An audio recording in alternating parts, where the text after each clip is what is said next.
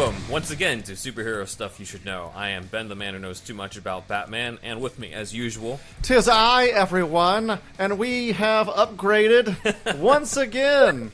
You know, nerds are known for being smart, and we're trying to work smarter, not harder. So Exactly. we got a new fucking thing on YouTube, and hopefully it sounds the same on the podcast version. We'll see what happens. If not, we'll go back to before. Let us know how the audio is, everybody. But yeah. And then, as usual, our new co-host.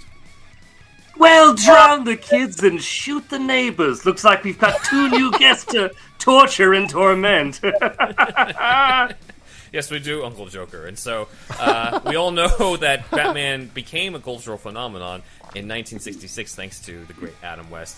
Had his own classic movie, but in an alternate world, we could have had another Adam West Batman movie. He wouldn't have fought Joker, Catwoman, Riddler, and Penguin, though. He would have fought Godzilla. So here to talk about that are our guests. Please introduce yourselves.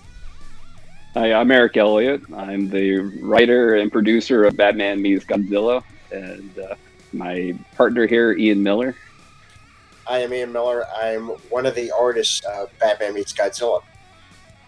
Nice. Awesome. Yep. So we wanted to talk to you guys about this film. I've read up on it as well, but I thought since, you guys have a project on this that fans can check out themselves, we might as well ask you tell us about the Unmade Batman Meets Godzilla film and give us kind of a synopsis of what the story could have been like. Yeah, it's interesting to think that there could have been this meeting of titans, but back in the 60s, leading up to the Batman TV series, there was a treatment that was developed by the TV show producer William Dozier. And so there was the treatment was found in his archives, and so that's about as much as we know. Everything else is kind of guesswork. So reading the treatment, it seems like there was a heavily Japanese influence, and there's this kind of mythology that's kind of developed around this. It says that the Godzilla writer Sekizawa, who had wrote Batman versus King Kong versus Godzilla, was had a hand in the treatment, and it kind of makes sense because the treatment has a lot of references to Japan that seem like the writer seems more familiar with Japanese culture and landmarks than they necessarily do with Batman, or at least the Batman TV series. And so this treatment never got anywhere. So it's about 18 pages long, and it outlines this adventure in Japan where the commissioner the commissioner is there on business, and then there is a German scientist who is causing trouble, and lo and behold, he is mind controlling Godzilla and plans to take over Japan. And so the commissioner calls Batman to the rescue, and Batman comes in on a plane with Robin, and then they try to thwart this attack from this German scientist. And so that's kind of what we had to begin with. And so from there, it was, how do we make this into a comic book that would have been an adaptation of a movie that never existed? Mm-hmm. Awesome. That's awesome, man. Yeah.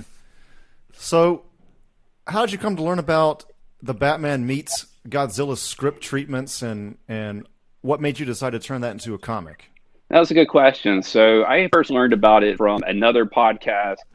Gilbert Gottfried, who's a comedian, has a podcast about old Hollywood, and his co-host Frank Santopadre was interviewing a Batman graphic artist, Chip Kidd. I think a lot of people know Chip Kidd. He's done several Batman books, including Batman manga, like bringing that into the U.S. And so they were talking about Batman, and Frank Santopadre raced this unmade movie, Batman Meets Godzilla, and Chip Kidd, who is an expert on Batman, had never even heard of it. So it was, and so it was. So I had my attention, and then another fan of the podcast named Brian Richard, who is an artist, he was on the on the forum and mentioned that he had found the original treatment, which was in the Dozier archives, and wanted to know if anybody was interested in helping him do something with it.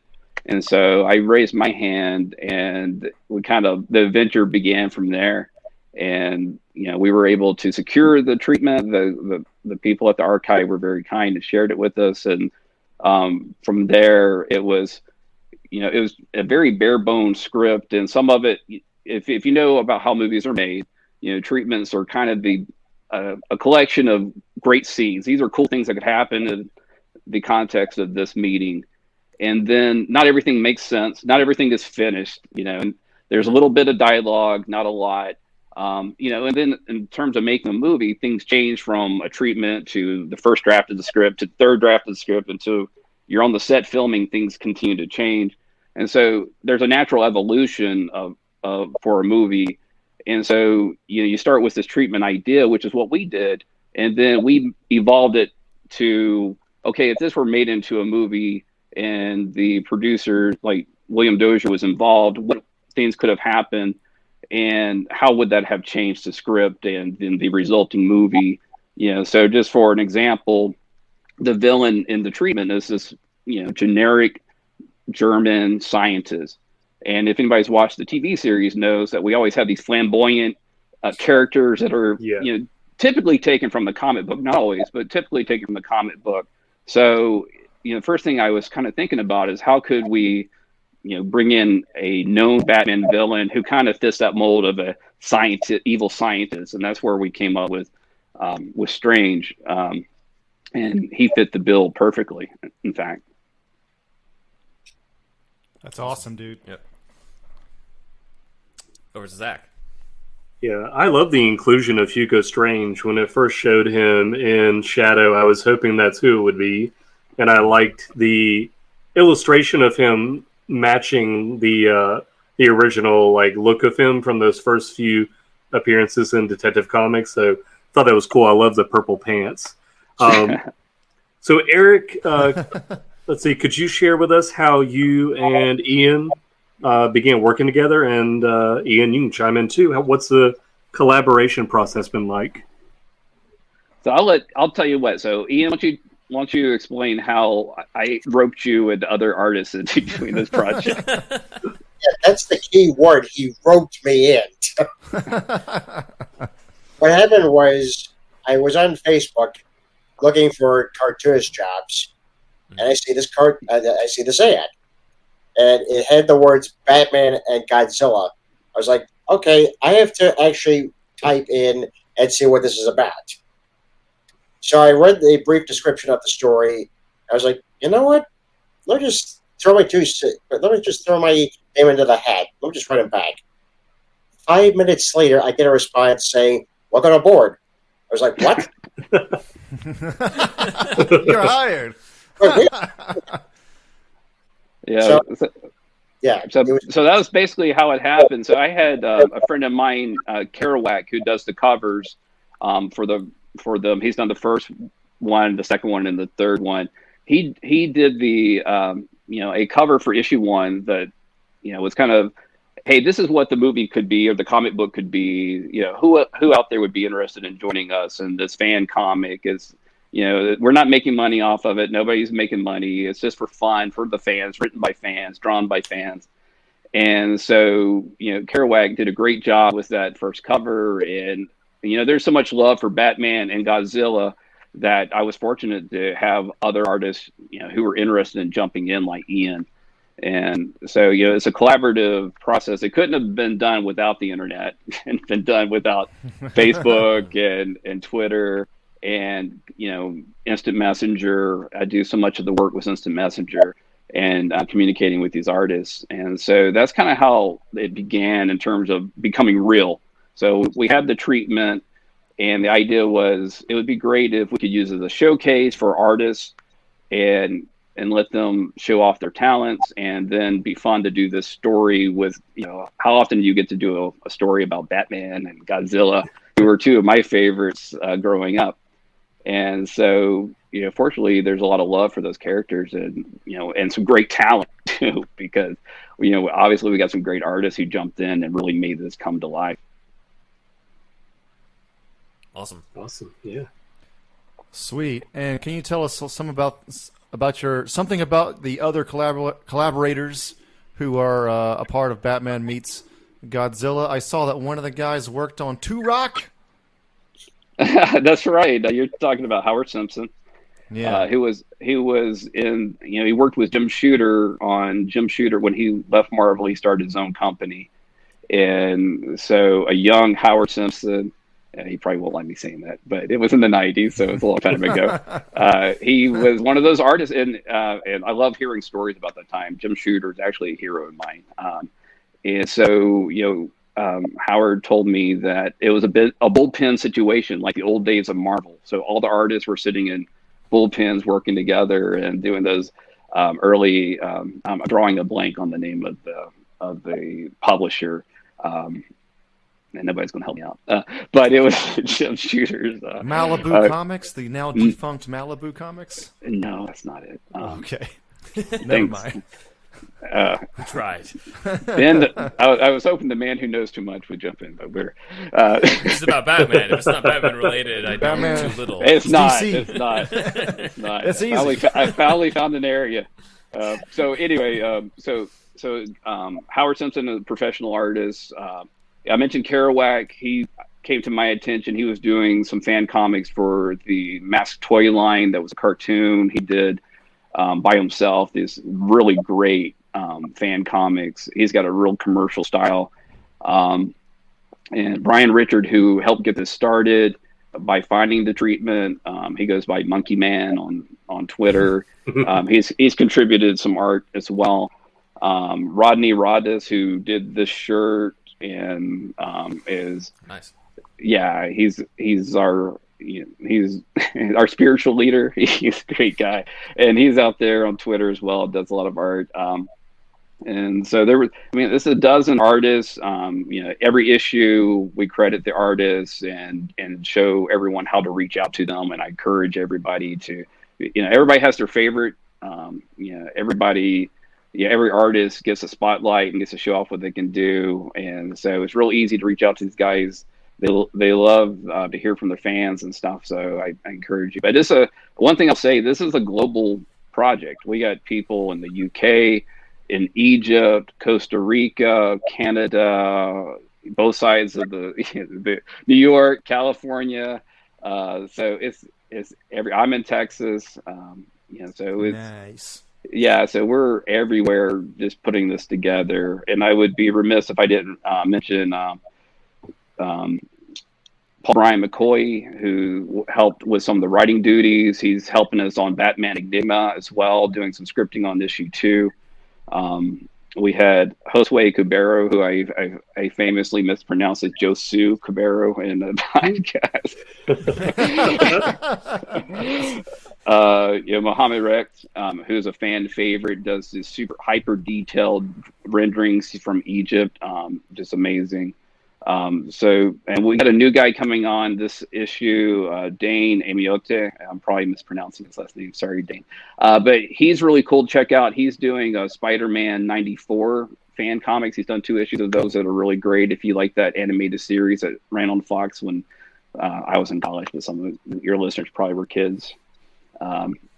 So there's a lot of talent on the books. Like I said, it's a dozen or more artists, and they're all awesome. And they're all, the other thing too is they're all easy to work with. We couldn't have done this comic with attitudes or difficult people or anything. Everybody's super. Of course, it was awesome. I mean, except for Ian. Except for Ian. Yeah. You go at the door. Okay, check out the door. All right, so don't bring any of that conversation. I guess you kind of answered a little bit of this when you brought up the Hugo Strange stuff, but my next question was how true in some ways does the comic stay to the original script treatment? I know that there's some stuff in the treatment, at least that people say, where there's like Batman and Robin running around naked in some sort of bathhouse, which obviously is not an issue 2. Did not make it. Who wrote that? Did somebody write that?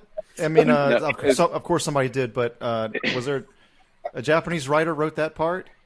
I'm assuming that didn't come from an American writer. Like I said, so the treatment is a mystery who the writer of the treatment was. There's rumors that it was Sekizawa who wrote a lot of the Godzilla movies. And so in the treatment, there's some odd things. So there's a scene where Batman and Robin strip down to their undies to go into a bathhouse. This is bringing me back, man. In the course of chasing after the villains, and I was like, well, we don't. That's not necessary. so I figured that wouldn't have made it to the screen. So when I was getting into anime when I was a kid, and I rented a Street Fighter anime, not the movie one that's fucking badass, but it was one of the episodic ones. And if you know Street Fighter, right, the video game, Ken and Ryu in that go into a bathhouse together. And they're naked in that too, and I was just thinking, what am I watching? But your parents walking right at that point. I mean, those scenes are it's more normal there, but B, I mean, those scenes I think are probably written for girls to giggle at too. But it's funny that that was maybe a part of Batman Meets Godzilla at one point. Yeah, I mean, it's kind of it's. Fun. It's some kind of humor trying, to inject and seeing the guys in the boxer shorts. I think that there was an episode of Batman series where they were stripped down to their boxer shorts. So I don't know. It was the humor of its time. But so that didn't make it into the comic. And I would have hoped it would have made it into a movie. But you never know. So there was other things too. So for instance. Ian Miller designed a new Batmobile for the comic, which is beautiful. So in the treatment, the Japanese build in the Zack replica of the Batmobile from the TV series, from Gotham City. They just rebuild the same one. It's like, well, it'd be more fun if we get a Japanese car. And so we basically adapted, what was an experimental vehicle and to a new Batmobile, and it's I'm trying to remember. What's that? Yeah, we were going to pull up that image for the YouTube. Oh yeah, great. Actually, we pulled it up because that was one of the notable things that we were going to talk about was this new Batmobile. That's part of it. So I'm just going to be pulling that up. If you're listening just to the podcast version, we're going to do a little visual here real quick with our new system. Hold on a second. God. All right, we're going to figure this out someday. All right, so the next one. Okay, yes. Yep. So for the listener that's on audio only, it's like a very streamlined kind of 60s look, but it's blue, and it has like a Batman head with his white eyes on the front and between the headlights. So it's kind of based off the 66 version, but a little different, right? And then is that, I don't know how to describe that at the back there. It's its own wings. So what you're seeing in the back is a glider hanging on the wall, and then gotcha. Okay. Yeah, and so the image is if it was zoomed in, it would be easier to tell. But so basically, the car has a couple of there we go. Oh, there we go. Yeah. And so the car has a couple of inspirations, and so one is the actual Japanese car that it's based off of, and then we have some of the highlights from the Batmobile that was in the series, including the windshields, the double windshields in front of the seats, and then you see the Bat emblem on the front as kind of a hallmark from the Batmobile from the comics at the time, and so it was, this is Ian's baby here. Ian, you have anything else you want to add on that? The entire thought process behind the design was we wanted to make sure it was pretty much him evolving. Mm-hmm. His technology is evolving, the cars are evolving, and we both felt we wanted something sleeker than the '66 car. And I love that Batmobile. It's a great Batmobile, but we want something much sleeker, have a little bit more of an edge.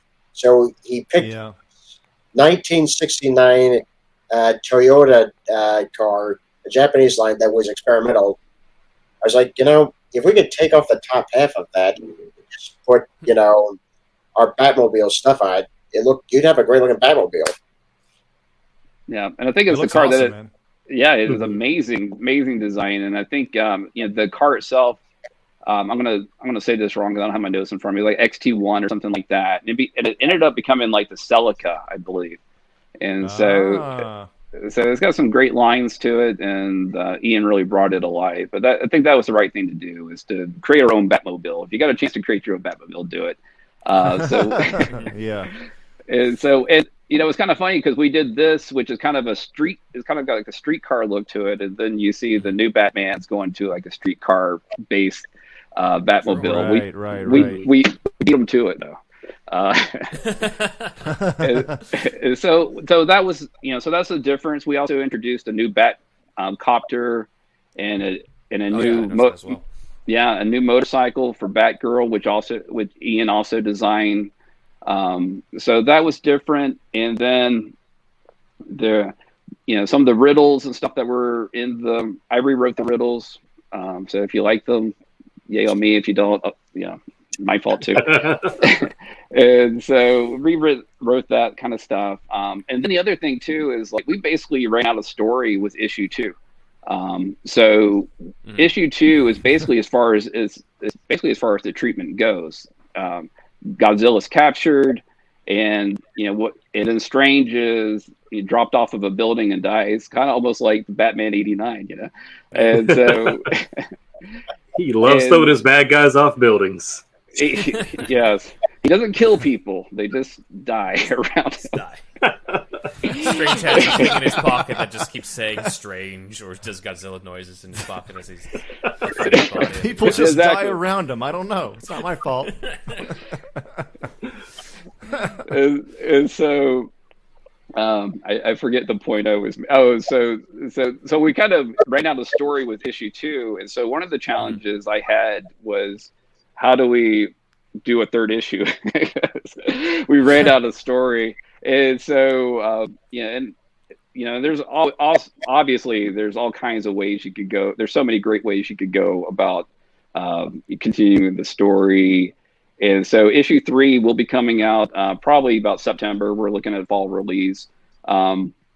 Got some great artwork coming in. I'm really excited. I think the artwork looks better than anything we saw in issue 1 or in issue 2, which is a high hurdle. Issue 2 was amazing. So issue 3, you'll have to read issue 3 to see how we resolve it. But I will spoil a little something here and say that we will see Godzilla again. Oh, good. Well, you need it. You need that. Go ahead. I was going to say we end issue 2 with Godzilla frozen and instant freeze, and but you can't keep a monster down. He's going to come back, and so how we resolve that and how we handle Strange and all that, you just got to come in for issue 3 and see.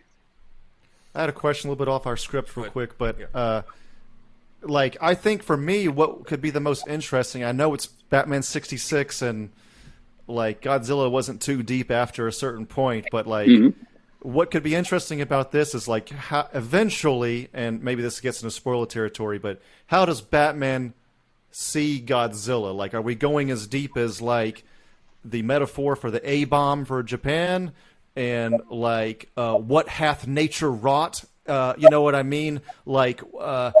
Has man overstepped its boundaries as far as encroaching upon nature too much? And Godzilla is that equalizing force that essentially kills enough humans so that man can exist in balance with nature and does all that kind of shit. I'm telling you, I love this deep shit with Godzilla, and if any of that could seep in to this storyline, if Adam West could just say some kind of shit in I don't know, is there anything along those lines? Are you heading toward that at all with this? Yeah, so if you're asking if we get a Adam West monologue about where we take all the lessons that we've learned in the 3 issues and we put it out there specifically for the reader to digest, yes we do. We do have that, and it's important because nice. It's a hallmark from the series. But I would just say that even in issue 2, you get the sense where we got Godzilla, he's frozen, and Robin asks Batman, what will they do? What should we do with Godzilla? And Adam West says, this is for the Japanese people to decide. Perhaps they will find a place for him to hibernate in peace or rest in peace. Yeah. And so you get the sense even there that he sees Godzilla perhaps as a victim of Strange, Right. and as a part of nature, and not necessarily a malevolent force. But so we do get into some of that, not maybe as metaphysical as Andrew I like wants, that's enough though. I think for me, I think that's good. I like that. I mean, 1966, both the Batman franchise and the Godzilla franchise, I don't think they were prepared for such level of depth that you're asking. Well, the first movie the first Godzilla movie sort of hints at a lot of that depth. It's there in the first Godzilla film, but once you get into like, especially 70s Godzilla, it had become a kid's property. for sure. But the thing is, for me, you guys don't know probably, but I lived in Japan from 2006 to 2009. I came to know the culture a little bit more that way. And one thing I'll say, I think the Japanese are extremely good at infusing a lot of meaning and depth into something that is very seemingly on the surface dumb as fuck. Like Batman.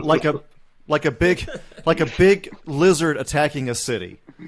Right, so I like that all of that is in there, and the way that the Japanese see nature also, and a city, and of course a whole country that had been bombed by a new force, the Atom Force. All that's in the collective unconscious at the time, because the first Godzilla movie came out like 54. They were bombed in 48 or something. It wasn't that long, so there's really a lot of deep stuff there for Godzilla. So I appreciate this combination of elements. So I'm excited for this series. Yeah, I did. Thank you so much for that.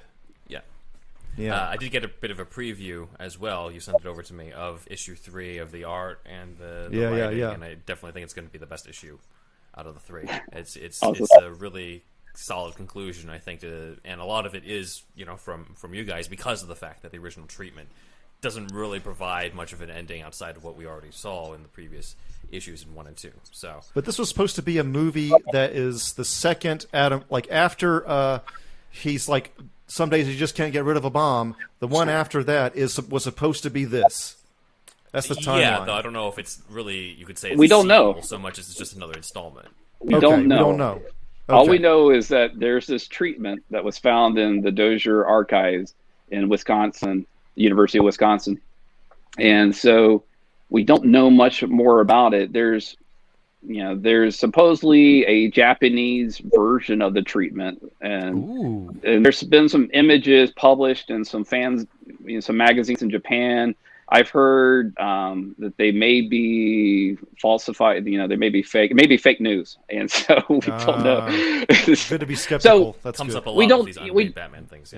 Yeah, we don't know 100% on it, and so like in my world, they decided to make more movies, and they decided after the TV series went off the air that so supposedly the sets were destroyed, and so they decided, well, you know what, we'll just take it to Japan. We won't need the sets, and we'll just we'll do all on location, and we'll partner up with Toho and use their studios and their facilities, and we'll pull off another caper. And that's, I mean, that's just a alternate universe that could have happened, I guess. James Bond was in Japan at this time too, right? Yes. Twice, yeah. So this was also like in the American Western zeitgeist as well, like popular heroes going to Japan. So this is not really totally out of the question on a producer. If we put our producer caps on, so Right. I'm sad it wasn't made, So honestly. James Bond is dealing with ninjas, and Batman is dealing with the radiation fallout with Godzilla. So maybe they should have switched that. That's true. James Bond versus Godzilla Either way, I guess. meets Godzilla, not Meets versus. Godzilla. Yeah, meets Yes, Godzilla. yes, yes. Meets- that's important. Versus. Yeah. Yes. And so but- it's interesting that you brought that up, because I rewatched the James Bond movie just to try to avoid the plots and the storylines that occurred. So, for instance, in the treatment, Strange has got a lair in Mount Fuji, and Yeah. so the ending of in the Bond movie, there's a layer in the mountain, the volcano, and all that kind of stuff. And so I didn't want to replicate that. So I went a little bit different way. So we ended up in Tokyo Tower, which is a great landmark anyway, and made use of that. Plus, Hugo Strange is already bald, so you kind of got the filled in Strange thing. Well, that's a good point. That's true. Might as well just give him a cat. Yeah. Why? I mean, it's close, huh? Is Hugo Strange based on Blofeld? Hugo Strange came first. Yeah. Oh, he Like, did. so it's Oh. like- Well, Oh, he had to. So the novels, though, the original Ian Fleming novels probably were 50s. I would They imagine. didn't say he was bald in that. Yeah, they didn't say he was bald. Yeah. In that. That's unique to the movie.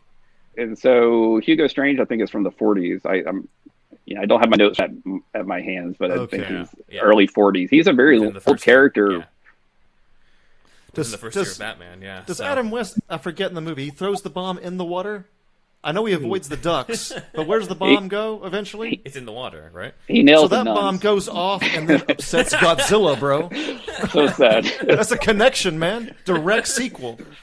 Yeah. So what are the consequences of our actions, Rob? Godzilla's like, what? Holy but- napalm nuns, Batman.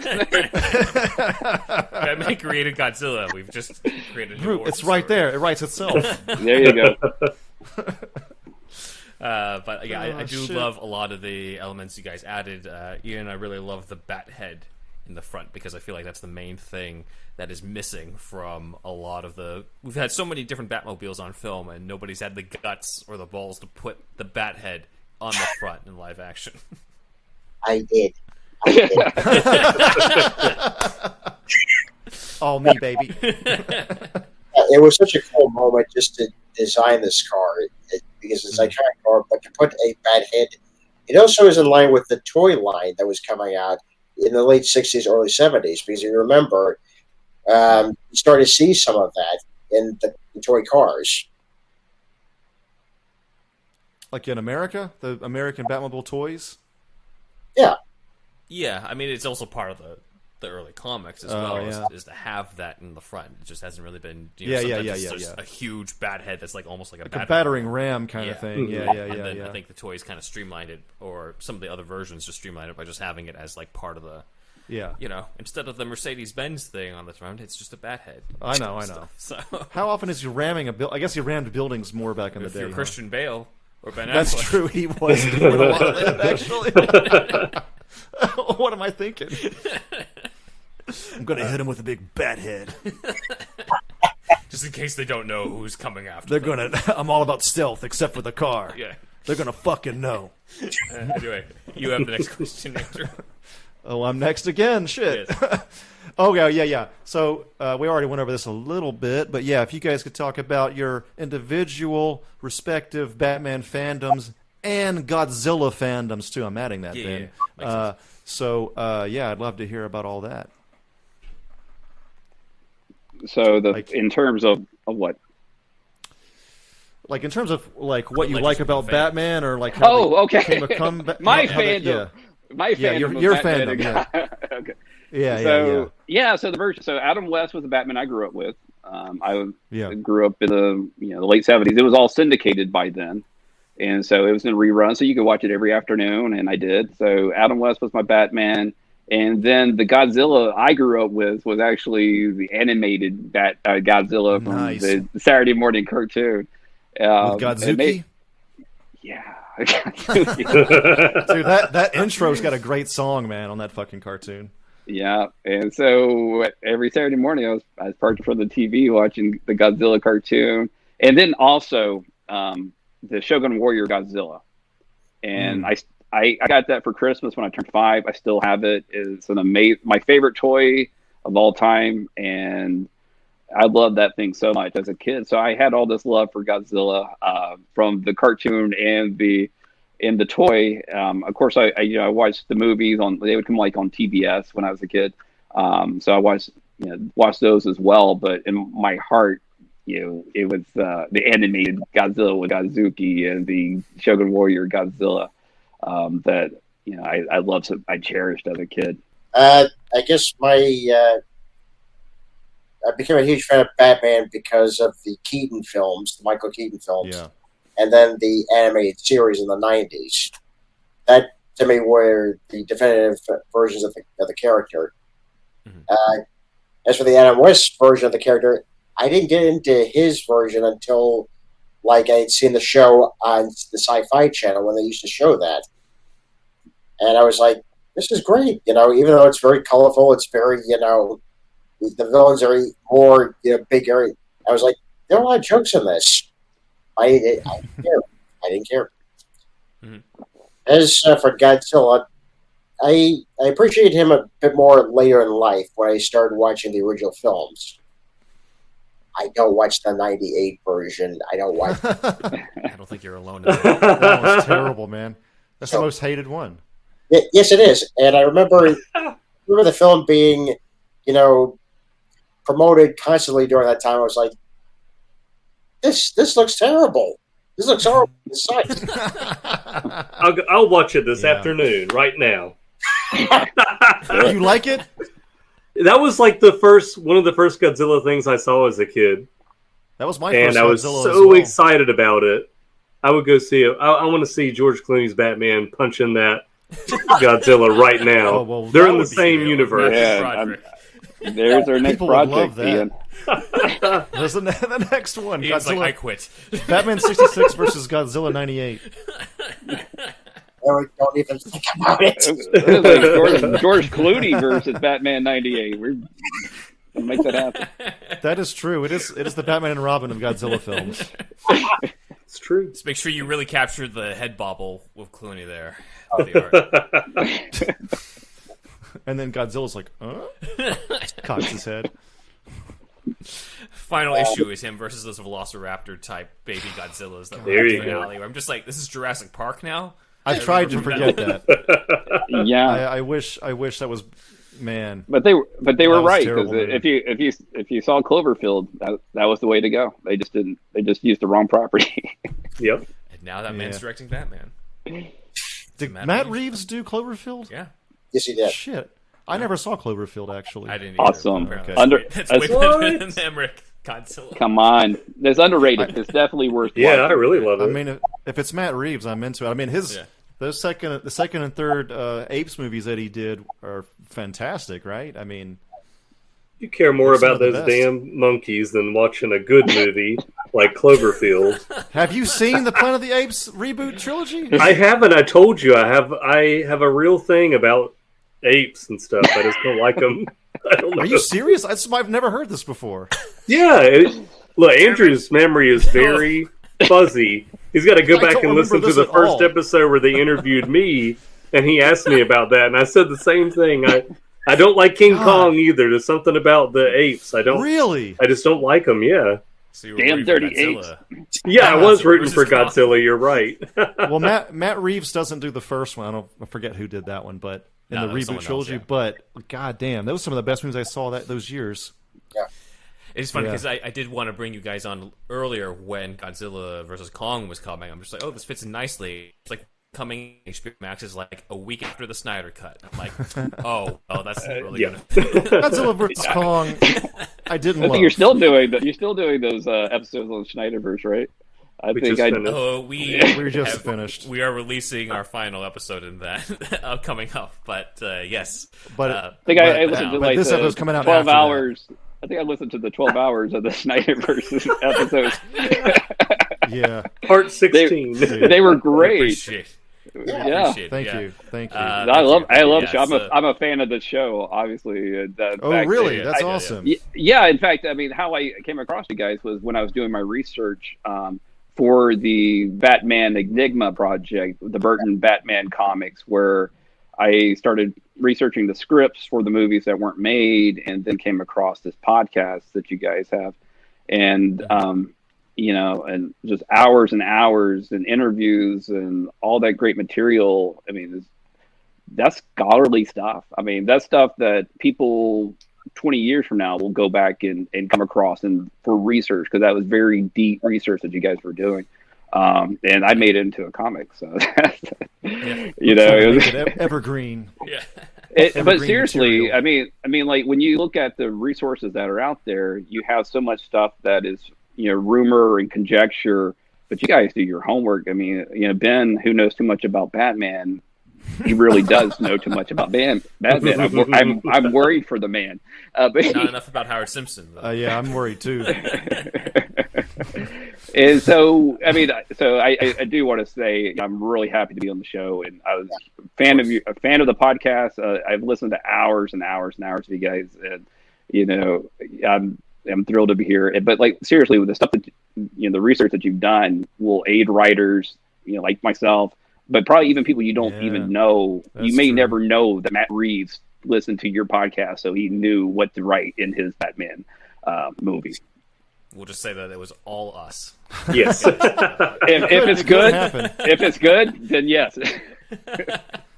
I've heard appreciate that, of the members of Metallica sometimes look up how to play videos of their more obscure Metallica songs because they themselves have forgotten some of the songs they don't play that much. They have to. And I know that's true for a fact because Geddy Lee, the bassist for Rush, if you guys, all right, yeah. So anyway, they have impossible to play songs like Metallica does, and so they have to relearn their songs every time they're no longer touring, but they would have to relearn their songs.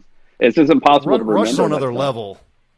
Rush is another level, probably, right? They don't call Metallica prog rock. Rush is prog rock. That's a whole other conversation. But Rush is known to be very complex, right?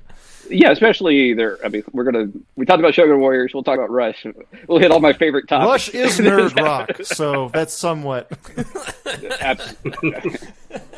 They're known to be nerdy. That's right. They're going to be on the Batman Enigma soundtrack. If you have one, that'd be awesome, and then we could just listen to it while we read it. That would be amazing. Cool. But Eric, thank you very much for those comments on that. We definitely want to try our best to basically keep it to the facts and trying to separate it from, because there's so many IMDb rumors and stuff that you can't go by that shit. What actually happened, and so a lot of this podcast came about because of my desire to just be like, well, no, Max Schreck wasn't originally Harvey Dent, and all that other stuff that like people keep saying that is all over online and stuff. And so it's hard to avoid. I'm sure that I'm not 100% clean in this, but like I said, the research that you do is amazing. The interviews that you guys have done is amazing. Even reading those novelizations that you went through the novelizations, and I listened to every word of those. And and there's all these good nuggets and stuff. I mean, I'll just give you an example. You guys did the interview with the Bachelors, who did the script, the original script for Batman Forever. It might have been like Batman Continues or something in his original script form. I forget. And so they talked about 3. stuff. Yeah. Okay, Batman 3. And so they talked about some stuff that didn't make it into the movie, like Enigma and Bruce Wayne being boarding school. Being in boarding school together. So I brought that into Batman Enigma just because I thought it was a cool idea. And I wouldn't have done that if I hadn't heard that interview. Nice. Awesome. I have one question, though, since you're a listener. Do you listen to the sketches? Well, honestly, I was hoping you guys would do a sketch from the stuff I wrote. I thought there's some good lines that you guys. I mean, like it's not enough cursing in them, I know, but we could beef it up. We could add it. Always do that. We could add it. So you do listen to them, though. You don't skip. He wants us to turn it into it. You can say you skip. I've had people tell me this. I was hoping you guys would ask me to do one with you. And that's going to happen. All right, because I'm there for it. we record this. I mean, behind the scenes for us, but we record the sketches after the main show. So now I know and then we put it before. Yeah. The magic is ruined. Now I know Andrew's contribution. That's your that's your. Was it? I mean, he also only Is it edits all the episodes. Is it so mysterious what I do on the show? Well, I have to be honest. Like I was trying to who is I know Ben. Ben says his name. Andrew never says his name, and I don't say. I guess I don't.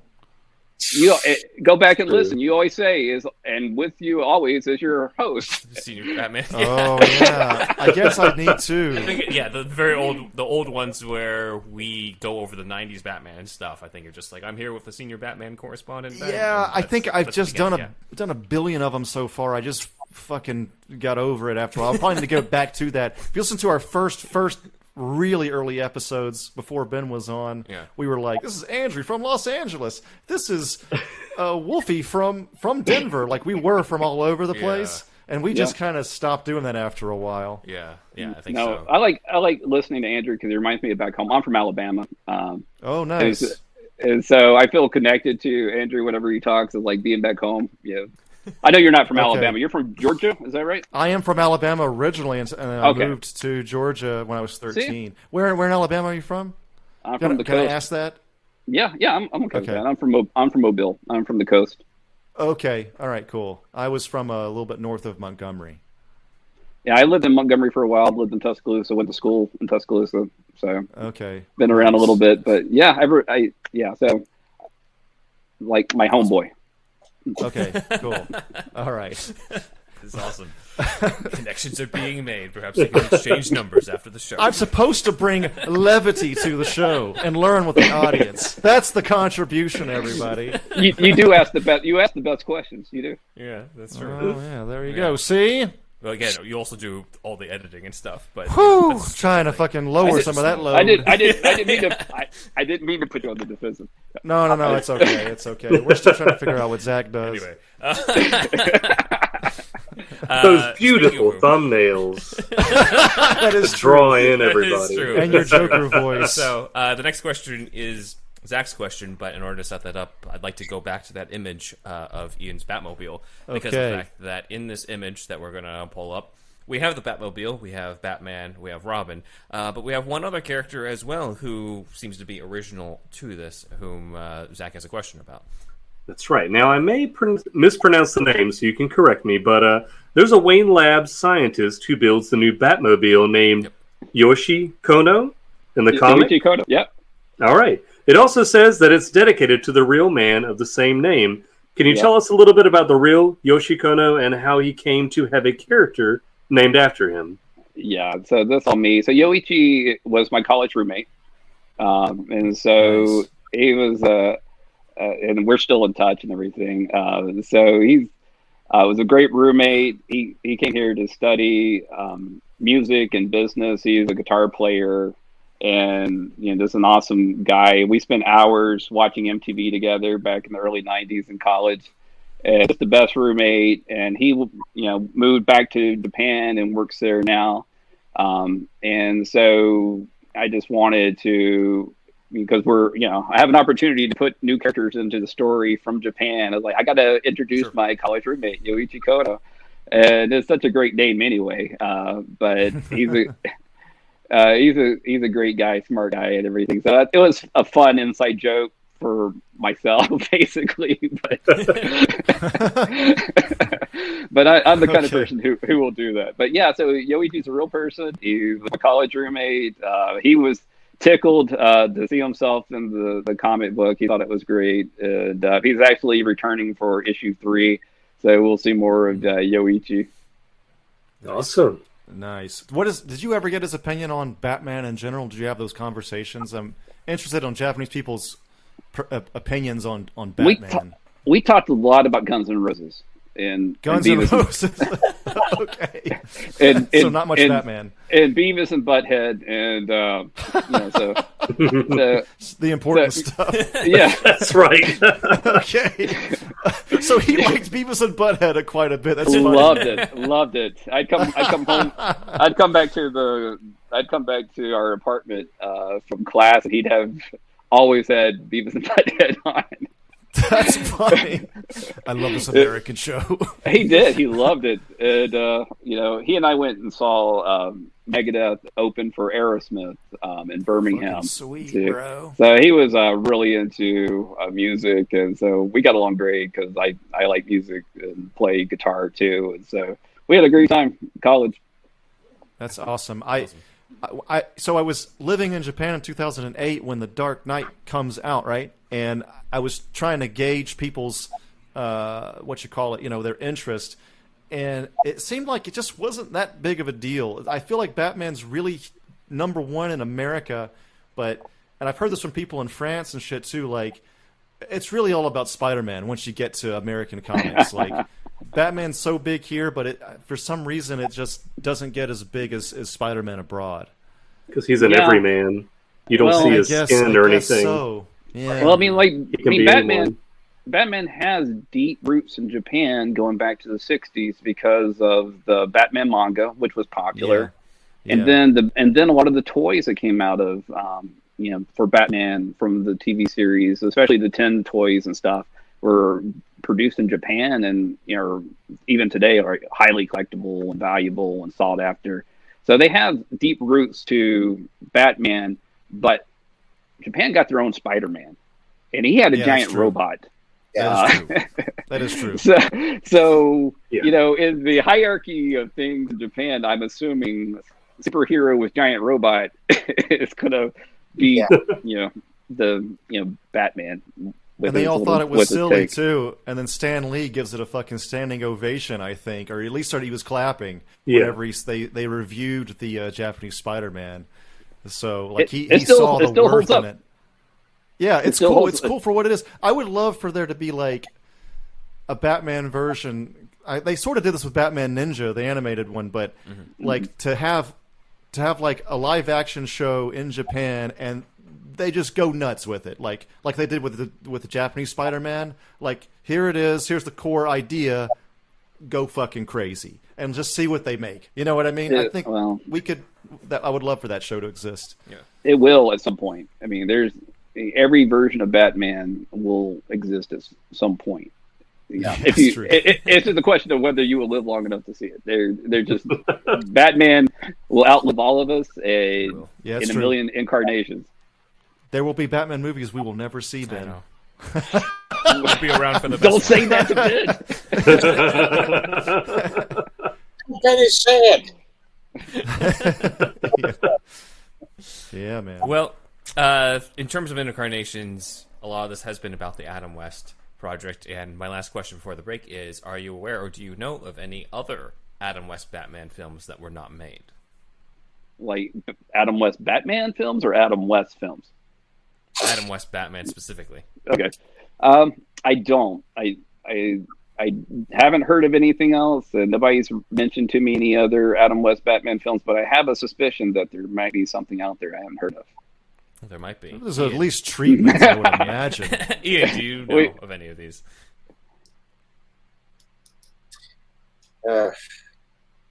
It's a crazy thing, because since this one treatment has been found, that has to be something. There just has to be. Yeah. Yep. So, after the break, we will find out what those things are. See that. We've been set up. I knew it. We've been set up. Hey, this is Ben from Superhero Stuff You Should Know, and I have an important announcement for you guys. At the end of every single episode of Superhero Stuff You Should Know, you might hear us shout out to our fans, one of whom is Matt Herring, who was one of the original Superhouse fans. He's always given us his support, and now it's time that we support him. We've just recently found out that Matt has been diagnosed with stage 4 colon cancer. And as a cancer survivor myself, I know personally that there's a lot of emotional and financial strain that comes into that. His wife, Kelly, has set up a GoFundMe account at gofundme.com/f/Matthew-kicks-cancer039s-butt. And hopefully you can help reduce the financial strain to that, as well as some of the emotional strain that comes with that. Again, that's gofundme.com/f/Matthew-kicks-cancer039s Herring-Butt. Matt Herring was the first, I guess you could say, true Superhouse fan. We were Superhouse at that time. The first fan of this podcast and what we do here, and has always supported us, talked about us, and he's from a town close to where I'm from, and so we share that as well, and just a huge superhero fan, and nerd like the rest of us, and now he's going through that. And if you could donate just at least any amount of money to that link that Ben just said, that would be truly appreciated. Just hang in there, Matt. You'll beat this thing soon. Hi, I'm Ray, and this is my friend Alex. Hi. And we do a show called No More Whoppers. Some call it corn, we call it therapy. We're adults with the virility of men. Want to hear us read snack food copy and talk about Japanese chips? Too bad! Join us every month or so on the Greenlit Podcast Network. Lord have mercy, y'all. Do you like hounds? Do you enjoy pooches? Do you find yourself enjoying time spent with that of canines? Talking about dogs, y'all. As you might have heard, Superhero Stuff You Should Know has now teamed up with BarkBox. For every month, you get a box for your special canine. Pooches. Or hounds. That's right. One free extra month if you go to barkbox.com/superherostuffpod. Follow the link and you'll get a free extra month valued at $35 and valid for all multi-length plans. So get the BarkBox for your hound, for your pooch, for your canine. Your doggo will thank you.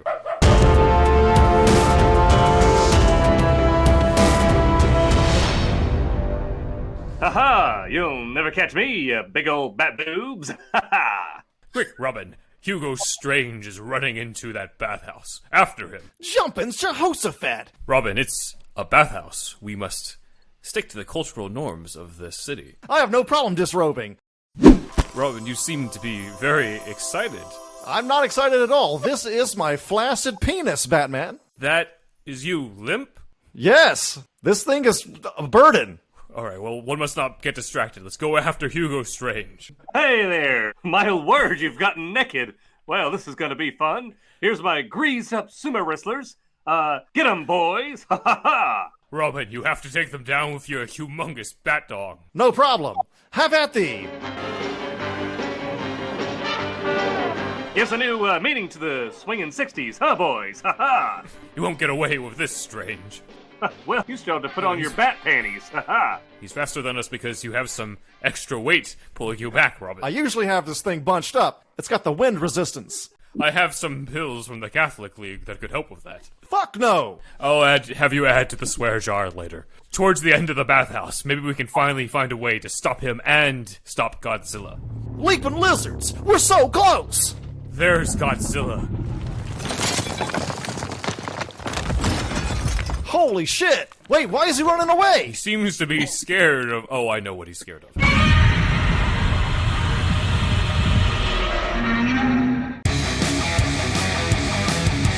Hi, I'm Ian Miller. And I'm Eric Elliot from your favorite fan comics, Batman Enigma and Batman Meets Godzilla, and you're listening to Superhero Stuff You Should Know.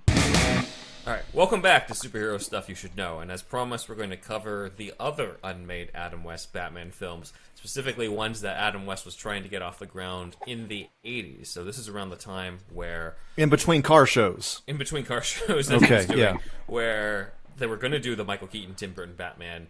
West still wanted to come back in some way. Okay.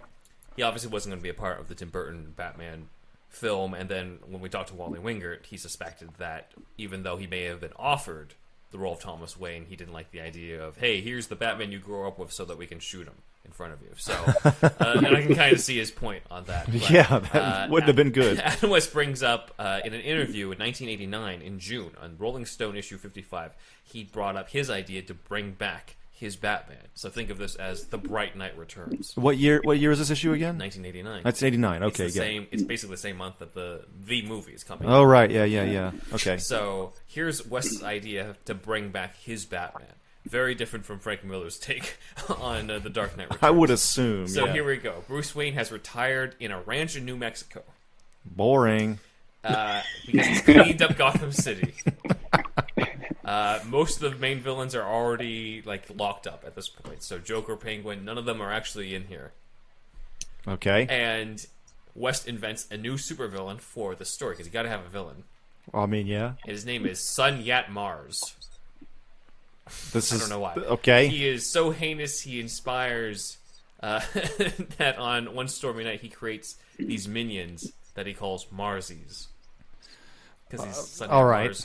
Mars. So he kidnaps college kids from all over the world and takes them to his zombie satellite, where he turns them into Marsies, into these zombies. And The satellite is a zombie. I guess. Or he just calls it his zombie satellite because he turns people into zombies. An undead satellite that orbits the This Earth. does not seem like he thought this through that much. It's only like a paragraph description in the magazine. He had been huffing too much car cleaner throughout the 80s with his car shows, bro.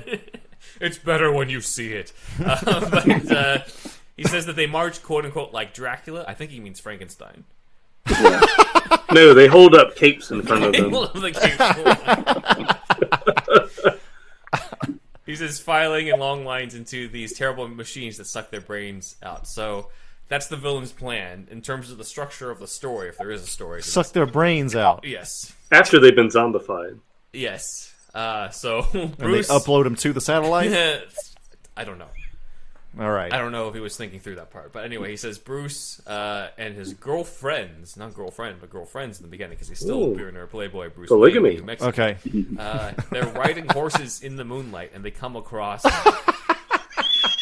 Adam West loves this. Bob Kane I want to wrote ride this, horses right? with a lot of women. They come across the carcass of a mutilated cow. Okay, shit just got real. Mutilated. Okay, Yeah, this is UFO shit. This ain't the 66 show anymore. Okay. This is a mutilated cow surrounded by burned grass, and they don't know whether or not aliens have been involved. Or somebody had a good time in Texas. With a dead cow, I guess. So, New Mexico. New Mexico, I'm sorry, yes. So he decides he's got to go get Dick Grayson out of retirement as well. Dick Grayson at this point is, quote-unquote, a singing medical intern. Singing medical intern? Yes. All That this makes time he's sense. still a fucking intern? Well, maybe he means, like, intern isn't like doctor. You know, because the interns where they... is basically the transition between He should medical be a school and being full-on full-on doctor now. Actually, yeah, to your point, Burt Ward at this point in the 80s is what, like in his 40s at this point? So probably. Yeah. Anyway, he's chasing nurses around with his guitar, apparently, and he's quote-unquote the Bruce Springsteen of Mercy Hospital. And they reunite, and they go up against Sun Yat Mars, and that's the movie. So that's the Bright Knight Return. Does Sun What? Yat Is he Mars still- look like the Great Gazoo? Dum Dum? Yeah. I would love that. Man, that's great. I like to think It's that nonsense. Adam West and Burt Ward like put that together themselves. Like I think Burt Ward had contribution on that. After eating a lot of mushrooms, I I think. know, I was going to say. Is there any talk of Burt Ward's, not his dick, but the dog food? He's got that dog food he likes to He'll sell. promote it at some point in the middle of the thing. Okay. That's all he eats at the hospital, Andrew. He eats dog food. That's what I love. It's just as good as human food, Batman. This food I give to dogs is just as good for humans as it is for dogs. See? That's right. Doesn't seem very nutritious, Dick. It is, though.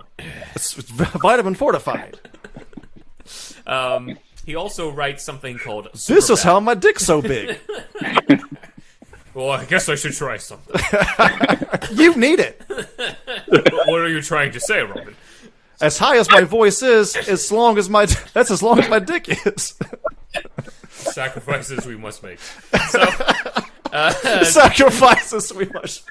It'll make your voice higher, but your dick longer. let's go into the next script. So Adam West says, okay, maybe I don't have the rights to do a Batman character, but I can do something similar. So he writes Superbat. It is a hybrid of Batman and Superman who come from Love another... It's Batman who comes from another galaxy. Speeding but he hides bullets out. was my idea. Comes from another galaxy, but he lives, quote unquote, in a vast cave. So it's basically if Superman had a Bat cave. All right.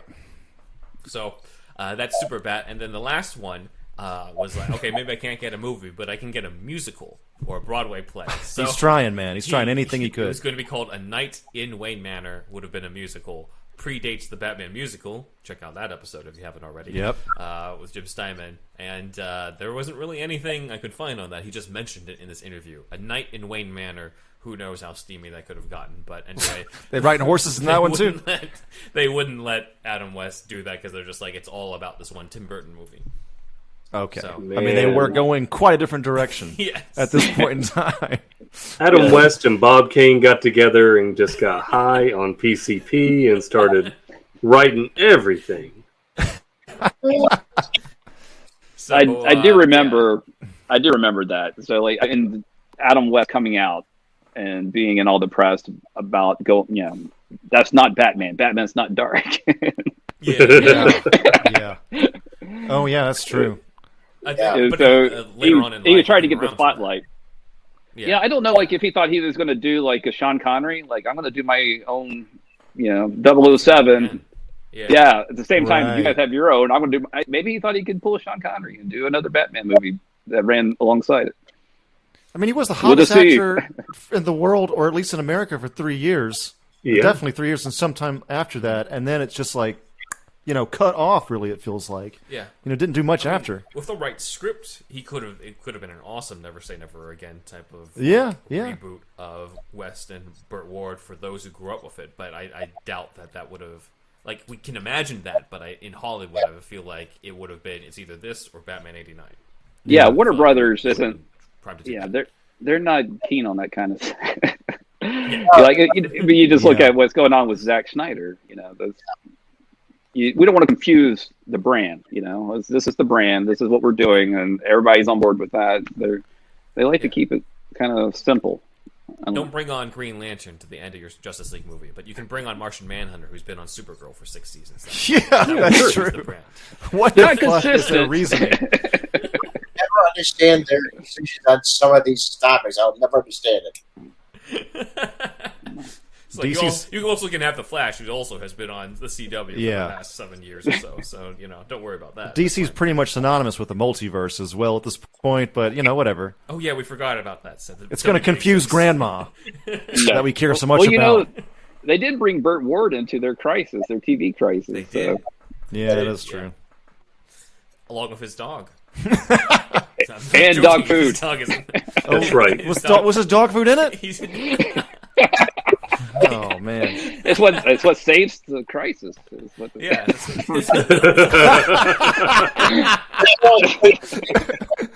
If my dog eats this food right now, we will save the universe. The anti-monitor will be destroyed. Here you go, Poochie. Fido. His dogs have some normal ass names. And then they're like, Bert, that's not in the script. Stop. I'm improvising. I'm from Batman 66. Read the script. Here, you have these pills. I'm done with them. They're from the Catholic League. Yes. All right, well, we're going to branch off a bit from Batman 66 into the next project because Zack has the next question.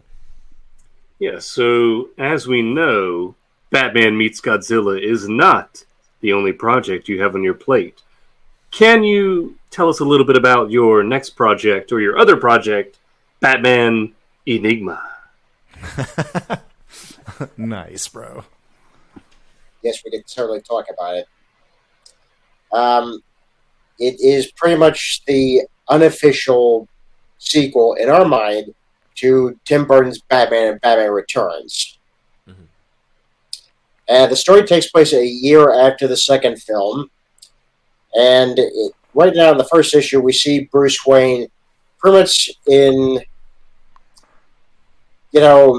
self-exile at this point. So he's somewhat retired. And because of that, Gotham has just gone to hell.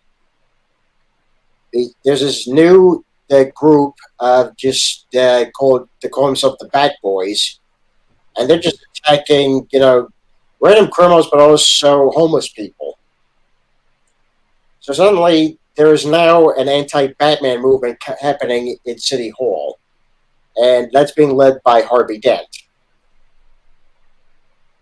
And as we see in the first issue, we see where Selina Kyle is in this particular point in her life. she's sort of a club owner. She's sort of like lead gangster, if you will. Mhm. Yeah, and you will see a little. And if you read the comic, you'll see a little preview of Nightwing. Mm-hmm.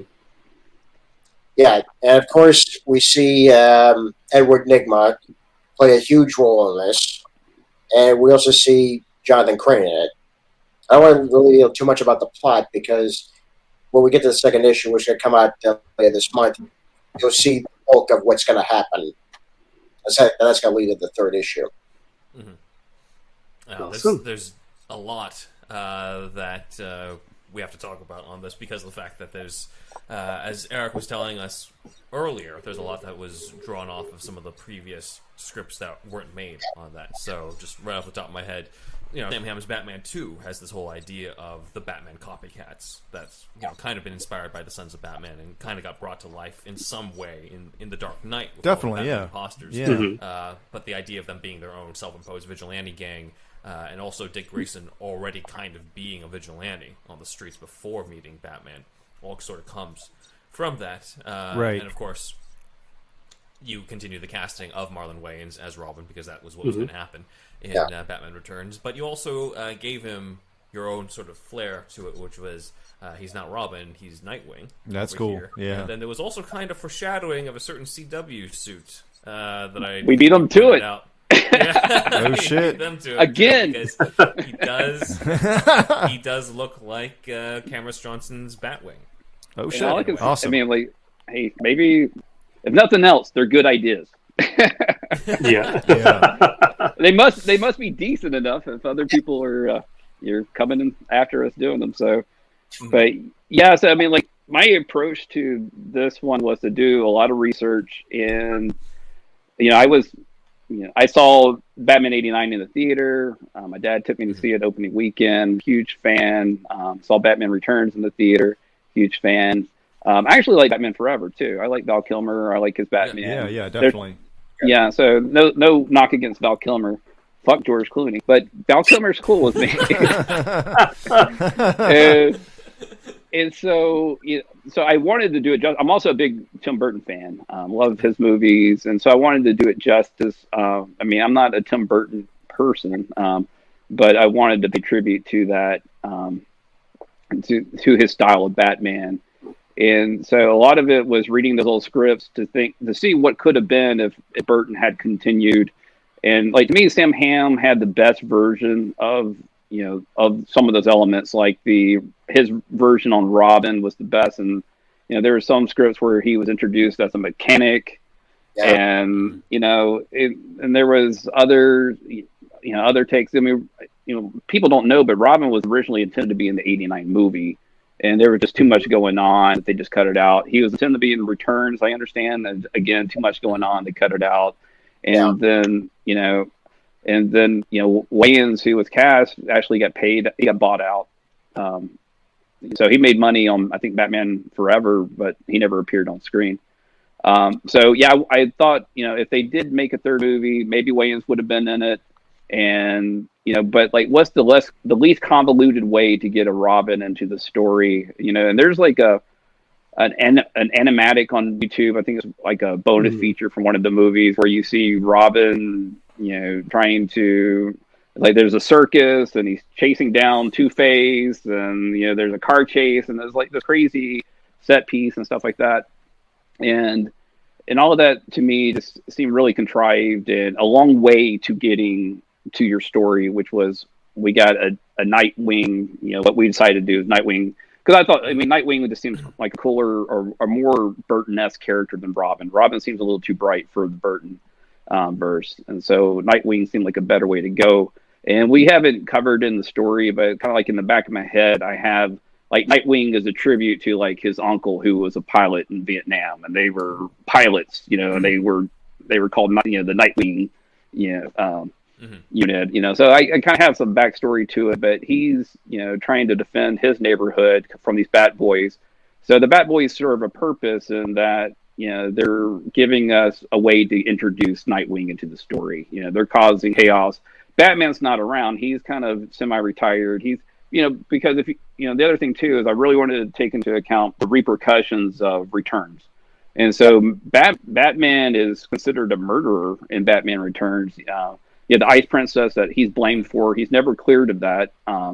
And so in my mind, he lays low after that. And then the other thing too, you had Penguin that went was collecting the firstborns of Gotham, and and then all these and at the end of the movie, Max Schreck is dead, and the Penguin's dead, and all these deaths are everywhere, and all this terrible. So I figured that there would be a reaction. The city would just start cracking down on vigilantes and these crazy personalities. And so Bruce decides to lay low. But you need a reason to get him out to be Batman, because this is a Batman story. And so Selena Kyle, who we also wanted to bring into it, because in my mind, like Catwoman, she is a DC Comics character, but the Catwoman that we saw on the screen was is a Burton creation, and is very much a Burton creation. I think bringing her into what would have been a third movie just makes perfect sense. I know there were scripts out there for a Catwoman movie with Michelle Pfeiffer, written by one of the screenwriters for. Waters. Yeah, thank you. But it was. Sorry, Dan, but the craziness with the superhero city, I think he would admit it was kind of. I think he did it for the money, and I think he would admit that it was just kind of something he put down. Just would have never gotten filmed. People have it. It's worth looking into just because it's crazy. The craziest thing you ever heard. So anyway, so that didn't fit for us. I think just bringing her in, and then to me is what's the most interesting way to introduce her. And so if you read the comic, you'll see that it's. Michelle Pfeiffer, we get to see a little bit of the actress and what she's good at, and then we get to see some action and excitement, and everything just kind of setting up to issue 2, where we just it's just all action. Issue 2 is just all action. It's Batman, Catwoman, crazy. We get to see Scarecrow, and everything you'd want to see in kind of a Burton Batman movie. Awesome. It's right out my mouth. Nice. I think I also saw on Twitter that your Scarecrow, who we see a little bit of in issue 1, is based off of the Schumacher casting of Nicolas Cage. Is that correct? Yeah. That's funny. Because when we talked about casting Scarecrow, I didn't realize that Nicolas Cage was in the running for Scarecrow, and so threw out a couple different names.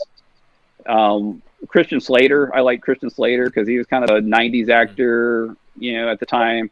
And I actually had a version of Scarecrow that Johnny Depp could have played. So I had this idea of Scarecrow as a Native American. And so I wrote it out, and it was 10 pages long. It was it's too much. But I had this idea of Scarecrow as being the grandson of a Native American shaman, and that he learns how to use these shaman abilities to mind control people. And there's this whole story about him being a picked on high school student, and he's running back home, and these kids that are tormenting him. They start, the scarecrows, are coming out of the sky and attacking these kids. And, and then then his so that was kind of wakes him up, and his grandfather takes him to, this mountain to have dream quest. And, then he raises him, teaching him of how to be a shaman, plus using his, he's a brilliant chemist as well, and using science plus the Native American mysticism and everything. And then I had this idea that the Native American tribe was originally from Gotham, and they were pushed out of Gotham. So his motivation that's cool. would have been to take back Gotham for the Native Americans. But it was a lot of story. It would have been a Scarecrow comic to really tell all of that. But that was so I had this idea. Go ahead. You wanted Depp to be Scarecrow? Yeah, he's part Native he's part American. Native American, right? Yeah. Yeah, I was Crane in Sleepy Hollow. Yeah, that's yeah. So, that's true. Yeah. So So there was a version that could have been like, Native American. And so the Nicolas Cage was a good choice because like the pivot that I made after just kind of realizing that was too much story was to do more like a 12 Monkeys kind of Brad Pitt character, insane asylum guy that's crazy but charismatic that people follow. And so we'll see more about how he becomes Scarecrow and how he is behind some of the things that are happening in Gotham, and definitely we'll see Arkham Asylum. So you see issue 1 ends in Arkham Asylum. We get to see way more of Arkham Asylum in issue 2, and we get to see more about how Scarecrow and Enigma are planning to take over Gotham and what they're going to do about it. Nice. I really love again, because I also got a preview of this, there's a lot of action packed into the Asylum. There's a lot of Easter eggs for fans there on that, so it's really cool to sort of see this come together. And I think, that Scarecrow idea sounds awesome, but I agree as well. You've also got this to set up. You got Nightwing, Catwoman, Riddler, Harvey Dent. There's only so much you can put into this. So maybe an idea for another time. We just so that the YouTube audience can see. Maybe we can pull up the cover for Batman Enigma for that, but you can pull up the cover. Sorry. What are we doing now? Andrew was zoning out. I thought that... He was high on fear gas. He was thinking about shredding that gnar. I was looking at the questions as notes. Yeah. So. Sorry. Okay, so we were doing this one? No. What's the next? Batman Enigma. Oh, yeah. Okay. Yep. Yeah. Wait, I really like the inclusion of Arkham Asylum. Yeah. I feel like that's such a lost opportunity, especially for a Burton Batman movie. Yeah, exactly. Would have been amazing. And are you calling him Enigma instead of the Riddler? I notice you keep calling him Enigma on this, or is that just shorthand for Edward Nigma? I'm sure. Go ahead, Ian. No, that's short. That's just short for Edward Nigma. Gotcha. Yeah. Well, as the YouTube audience can see, we have the cover by Ian up here. We've zoomed in a bit on it with Keaton's Batman, Michelle Pfeiffer's Catwoman, and of course Robin Williams as the Riddler, who they originally wrote the Riddler part for by the Bachelors when Joel Schumacher was attached. So that was that's definitely one of the big castings one of the great castings that never happened. In our opinion, unfortunately. Today is the day of this recording is the anniversary of his death, Robin Williams. But he was a huge comic book fan himself. Yeah. He I think at one point cited he was a fan of Grant Morrison's Arkham Asylum.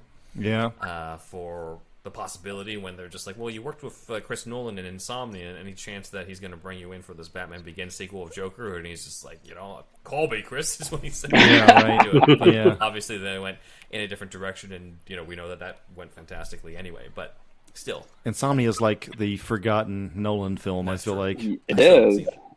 I saw it in the theater. It's all right. It's pretty good. It's Nolan, So we're obviously big Robin Williams fans, and he actually had a long history with the Batman movies going back to I think '89, and that he was used in some of the negotiations with Jack Nicholson to get Jack Nicholson on board. What I understand, and Ben, you may know better than me, was that Robin Williams was kind of promised the role, but it was really a ruse to get Jack Nicholson to bite at the role. Is that right? Mm-hmm. Pretty much, yeah. Man, it was him and Tim Curry and a bunch of others who they were just like, well, we got all these other actors down for it, and Nicholson was like, never mind, I'm going to do it. And then Williams was out, and Williams apparently wasn't, that he took it hard. There's a paragraph in a biography of his that talks about that, and it's rough. Hollywood's rough. But he could have really brought something to the role. Who was it? Do you know the producer that lied to him? You got a name? Probably John Peters. There's going to be a spider in it. Yeah. Now, you see, a spider is one of the most notorious foes in nature. Like, dude, I don't give a fuck. It's going to be good in the movie or not. I want Sean Penn as Superman because he's got the eyes of a predator. Yeah, what the fuck? That's what Superman is. I fucking hate that suit, and I don't want him to fly. Because flying's gay. This is John Peters' words, not John mine. Peters, by the way, if we you will guys definitely cover those, yeah. Yeah, if you guys haven't seen that Superman Lives documentary, it's amazing. Just the people listening is and where all this John Peters wonderful stuff comes from. And I remember watching Kevin Smith. He did this, hour special where he talks about writing the first script for that Superman movie that Nicolas Cage was going to be in, and having to meet with John Peters, and John Peters sitting on the couch visualizing the scene while like it was appearing before him, like while Kevin Smith read the script to him. And he's like, "You want me to read to you like a bedtime story?" He's a movie producer. Reading scripts is his job, or having them read to him, I guess. Having them read to him, yeah. And the best part about that documentary is they bring this up to John Peters, and he doesn't deny it at all. He's like, "Oh yeah, you wanted a giant spider? You wanted Superman to fight a giant spider? It was a Hungarian something or other." Snare beast. He's like, that's what. Yeah, thank you. Yeah. And he was like, that was what I wanted to do. God, Spider Brainiac. Yeah. We'll cover that at some point because that is a hell of a story. Oh yeah, a hell of a series coming up. Yeah, there's a lot of reading we got to do. On another note, we talked about sort of you predating a lot of different things, Nightwing and Batwing, but in terms of this, we've also got another Batman comic coming out that's a sequel to the Burtonverse that you guys have noted on Twitter. You call them the Distinguished Competition. Yes, that's Marvel's name for DC. So, what are your thoughts on the upcoming Sam Hamm, Joe Quinones comic? Well, I'll speak. I can speak first off. Eric, you'll obviously give your notes about this, but I have to say I was completely shocked that DC was actually going to do an 89 miniseries. Everybody, because we had heard, that it had been, rejected. Mm-hmm. It wasn't rejected. Originally. Yeah. So the minute I saw the article that said they were releasing it, I told this to Eric. He's like, "Really? This is crazy." So, and I said, "We're going to be competing with them." No. So I'm excited about it. I'm a fan of Jerry Ordway's and Sam Hamm. I can remember reading. So there used to be a magazine called Comic Scene, and it would talk about movies and comics and stuff. And so there was an interview with Sam Hamm I read 1,000,000 times, where he talked about writing the original script for Batman '89 and for Watchmen, and that's how I first learned about who Sam Hamm was through that article. And so I have tremendous respect for him, and how basically Batman '89 reinvented superhero movies and basically laid the groundwork for everything that came after.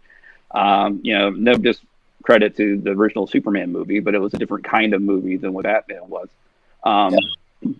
So I tremendous respect for both of those guys, and I think what they'll do will be amazing. I'm excited to see it. I don't really consider us competition. I mean, distinguished competition is what Stan Lee always called DC. I think that's a great way to refer to them, and I'm excited to see what they do. I thought we probably have some advantages in that we can portray actors that they may not be able to portray. Although it seems like they're really going for it. I was surprised that they were going to do Two-Face, and then Catwoman looks like she's going to show up and stuff. But they're also doing some stuff that we're not entertaining, which is bringing in Batgirl.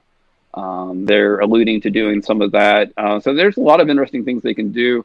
And whatever they do will definitely be just copying what we're doing. So I don't know. They won't do Robin's dog food like you guys will. So it's how we make our money. Yeah, we have no choice. I definitely was. I guess I was less shocked about the comic because of the fact that I'm just we've got Keaton coming back in the Flash, so it kind of makes sense. Yeah, absolutely. That they've greenlit that. But then it's just Sam Hamm's coming back to Bright. I'm just Sam Hamm's coming back to Batman. I'm like, okay. They backed up a dump truck full of money. I guess. Please come back We to us, haven't had Ham. you write anything for Batman Way since we kicked you off Batman Returns. Yeah. Anyway, welcome back. I'm like, okay, damn. Wait, did Sam Ham, he didn't like Batman Returns? There was another guy that never liked Returns, right? Oh, no. Ham didn't like, or somebody didn't like 89. Waters didn't like 89. Waters didn't, yeah. He's like, I'm yeah. going to bring back Alexander Knox so I can kill him off. And Yeah. put him That's right. On the bat signal. Yeah. On the And bat I signal, was yep. like, Burton was just like, please don't do that. Yeah. Let's just not do that. Why don't we just not have him in the show as opposed to bringing him Yeah, back yeah. just Just to don't kill even him? talk about him. How about that? We'll have Max Shrek instead. So that Robert Wool can come back to comic book conventions and do Crisis for a scene. Yes. I mean, hey, if they killed him off, he wouldn't have been able to do that because they would have been like, hey, you're dead. But I don't know. That probably wouldn't have stopped them, honestly. But, yeah. Oh, man. Okay. Zach has the next question, though. You've kind of already answered this in terms of what's coming up. But not when. Yes. When can fans expect the next issues of Batman Enigma and Batman Meets Godzilla? All right, so Ian's not going to say. So Wait for you, but wait. So the Batman Meets Godzilla issue 3, the art's coming in. It's looking great. We got coloring and lettering we got to do. So I'm going to put that in fall category now. I don't think we're going to see it in August as we're getting in the middle of July here. And then Batman Enigma. I'm seeing thumbnails come from Ian. And I'm lettering to those as we go, and so he's got quite a bit of work left to do. But what's your timeline? Do you think, Ian? Well, it's definitely going to be late July, early August because I do want this to be a summer release, and I want it to be at the same time that a 9 comic actually comes out. Mm-hmm. Yeah, Okay. Ian wants to be done with this before the October time frame when the Batman 89 is, the DC Batman 89 is done. So we can say that we're done first. We'll see. It's a lot of, and to Ian's credit, he's carrying all the art duties on this one. And so it's a lot to do, as a kind of a fun side thing. So, but he did a great job on issue 1. And one thing I'll mention as we're talking about this, when we talked about so the idea for Batman Enigma came from Ian. He was doing art on Batman Meets Godzilla, and he's like, "Hey, have you heard about like this third Burton movie and stuff?" But yeah, I always thought that would have been cool to see. And he's like, "Well, I want to do it. I want to do all the artwork, and I want to do it with Riddler and Scarecrow." So he had like kind of that idea, and I said, what would be really cool is if we do it as like a weekly strip, like a black and white weekly strip. And he said, no, that's a terrible idea. We're going to do it as a trio. Well, say it again, Ian. We're not picking you up, I think. One more time. I never said that it was a terrible idea. Never said that. He said, I will consider it forever, and we will never do it. And, It's a lot of work. and I said, well, I will just Photoshop it into weekly strips, and we will have it. Wow. So Ian brought basically the story and the characters, and so I scripted issue 1 and kind of outlined the story for the 3 issues. We had Paul Brian McCoy who pitched some ideas on Batman Meets Godzilla, who's a great writer in his own right, has books on Amazon. You can see his website at psychodrivein.com. He's also on Twitter. You'll see him on our Enigma Batman Twitter. So Paul, I call him PBM because he's a big Philip K. Dick fan and Robert Anton Wilson fan. So if you know those guys from sci-fi like PKD and REW. So I call him PBM. So PBM is he came in and helped do this to write the actual physical script for issue 2. I did the outline and some of the dialogue, but I just was so wrapped up with Batman Meets Godzilla issue 3, I couldn't get the script out in time, and Ian was just dying to get some words down. So Paul knocked it out in like 2 weeks and got that running for us. And so So fortunately, so now there's three of us kind of doing this. So we got the storyline going. We're just going to be 3 issues on this and done as well, just like Batman Meets Godzilla. We don't want to overstay our welcome, and then just it's a lot of work for anyone to do on the side. And so Ian's kind of carrying the burden on this. Black and white looks great with Ian's art. I think it's a good choice for the Burton universe. We got a little bit of coloring in there, but it's really a kind of a dark, atmospheric work that Ian's doing. And his cityscapes are amazing. His Batmobile is amazing. He brought in the new costume design for Batman. That looks great. He did the Nightwing costume, which looks great. So I'm really happy with. I went back and read that issue recently, and I was, if you get a little distance from something, you'll either have one of two reactions. You're like, oh, that was horrible, or like, I don't remember it being that good, and it really was like, oh, I don't remember it being that good. I was really, like it was fun to read, having a little bit of distance, and I'm excited to see the second one. The art's coming in. We got Ben mentioned we got some great Easter eggs in there. We get into Arkham Asylum. We get into some action. It's just going to be a real fun issue. Issue 1 was a lot of setup, kind of putting us back into Gotham, what's going on with all the characters, kind of getting the pieces in place. And then issue 2 is just nonstop action.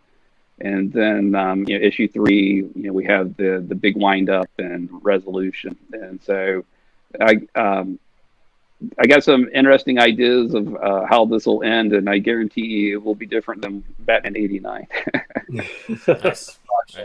Nice. Well, just as a little bit of a preview for our YouTube audience, we do have Eric was gracious enough to allow us to give a preview of the cover for Batman Meets Godzilla issue number 3. That you'll see that has Batgirl on top of Godzilla. Oh, that's cool. Yeah, I like this one. So Kerouac, bright.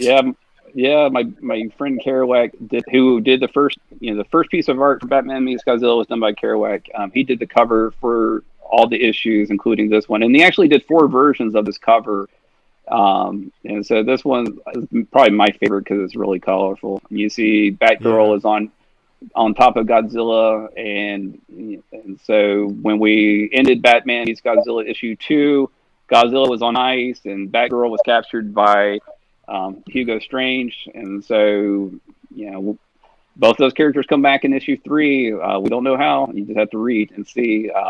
But I guarantee you, it's a lot of fun. I'm really happy with the way issue 3 ended. Like I said before, we really ran out of the story with issue 2, and so we're kind of over our skis a little bit with issue 3 and just kind of making stuff up.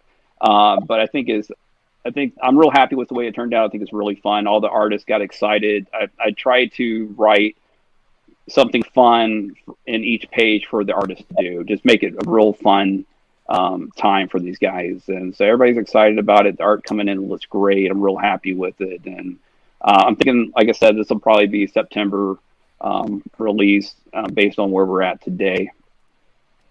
Nice. Is there a certain Godzilla this was based on? Or is it just from the first movie? Or yeah, so like anybody who watches the films, there's an evolution to Godzilla, and so this is the '60s version of Godzilla. But even in the 1960s, he would evolve a little bit film to film. Yeah. And so our Godzilla is really like the Godzilla of like Godzilla meets Ibera, which is like 1967, if I'm not mistaken. That was when it was getting a little bit more kid-friendly, right? Absolutely. So, and like in the States, it was like Godzilla versus the Sea Monster. So it's the... Oh, yeah. And so that's kind of our model, but, the artists all kind of do their own interpretation of it. So it's not all exactly like on model. But, that's the idea. It's more kind of that mid to late 60s Godzilla. Where like bigger eyes to look cuter.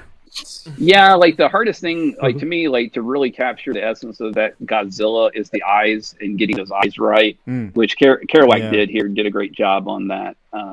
You get that right, and then the mouth. The mouth doesn't really open it doesn't really open super wide in that 60s. It's basically like that. So like Kerouac's like super on model here. It's a great rendition of Godzilla, and the Batgirl is a great pose. Yeah. So does Batgirl climb on Godzilla and ride his head? Well, you'll have to read the issue to find out. You'll have to find out. That's cool. Same bat time, same bat Same channel. Go destroy that building. I don't like that building. Yeah, exactly. Awesome. Okay. And then Andrew's got the final question on what's coming up. Okay, yeah. So what are your wait, what's this? Oh yeah, what's next for your comic book collaborations, guys? Well, after Enigma and Batman Meets Godzilla is completed, we're going to venture into the Snyderverse. Oh shit! We might be a little familiar with that. Just Yeah. a Got little. everything. Yeah, Okay, so that's basically all you can say at this time. I think we can give some hints here and there. I think we can talk about it a little bit. So Ian's Okay. a huge Zack Snyder fan. He was really unhappy that they didn't finish the Justice League that Snyder set out, and so like we've learned a lot in like the last few months about what would have happened. So there's been storyboards released, and obviously the Snyder cut of the movie came out, and so so we kind of know now what would happen in those two issues. And I think Ian was telling me yesterday that they're actually going to do a motion comic of the Justice League movies that weren't made. So Oh shit! I think That's cool. yeah, so I think we'll see those happen.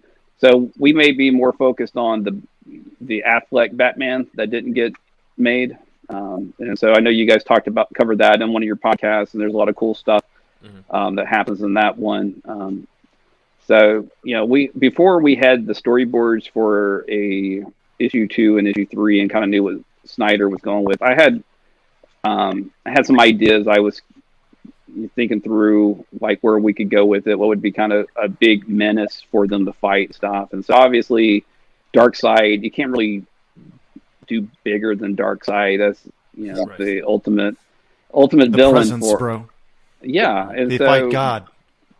but DC did yeah. So DC did have like these villains called Manhunters that were kind of like Terminator robots that were disguised as humans and stuff like that. That would have been kind of cool. We could have brought in the Martian Manhunter from that storyline. There's a lot of cool things that could have been done there. So I don't know if we'll touch the Justice League, since those will be made comic books, but I could see us doing like the Affleck Batman, especially if they don't do one. That's ridiculous. I mean, in my mind, I love the Affleck Batman. I think in terms of how he looks and those fight scenes, those are some of the best Batman moments you'll see on screen. Yeah, I will say though, with in terms of the motion count that this other fan base is doing, they're just doing the storyboards. They're just having someone narrate and actually just showing the storyboards. Oh, it's not DC? No, it's not DC at all. Oh, okay. Well, There's no way. fake news, They're guys. not doing It was. Yeah, it's the fans making that. That's I think how it's Reporter fake doing news narration. happens. Yeah, Oh, come yeah. on. Reporters doing the narrations, and some actors who are part of the Snyderverse, as well as some Snyderverse fans, are collaborating on it. And it's also I'm there based for it. off That sounds directly- like yeah, that sounds great. And Ray Porter and I'll- seems so cool on Twitter. Oh yeah. Yeah. Yeah, it's directly based off the storyboards and what was in the original take. So I think Eric, you hinted to me at one point that you were going to have some of your own ideas in it in order for 2 and 3 to fit in with the Snyder Cut, since the 2 and 3 storyboards are from the original idea for what Justice League 1 had, which includes the big Batman Lois Lane romance. Right. Which obviously is not happening in the Snyder Cut. But Yeah, I'm not a big fan of. Yeah. I mean, honestly, I'm not a big fan of putting Lois Lane was Bruce Wayne. Me neither. It's not. It makes me cringe. I mean, maybe that's because I'm old school. yeah, so there was gonna obviously they'd have to find another way to fulfill Batman's arc and Lois and Superman's arc without. And that Ian, element. yeah, Ian figured that piece out. He has that. Oh, cool. So, Yeah, so in our version, obviously, I would just spoil that. I would just spoil this. It would be Clark's child. That's just it. Okay. All right. Yeah, I would explain it further in the comic, obviously, and we would be seeing another relationship in the story. Yeah, I think like you don't have to have Batman and Lois to get the story to get that plot point that you need. Right. But yeah, you don't need to have him be in love with her in order for him to regret not saving her in that whole thing. Exactly. So Yeah. And it's kind of I don't know if that would have made it to the movie. I don't know. I mean, that's just, you would just, I don't know. Like me personally, I would just hope I would just like let's that idea is like a 7.5. Let's try to see if we can get let's go for 8 or 9 here. Yeah, so thankfully it didn't end up in the actual Snyder cut, so gives you a bit of free reign, as well as some of the other things that didn't quite match up with what was in there, but I think, this is great. Yeah, thank you guys. It's great talking about Awesome. Batman Meets Godzilla and Batman Enigma, and that is superhero stuff you should know.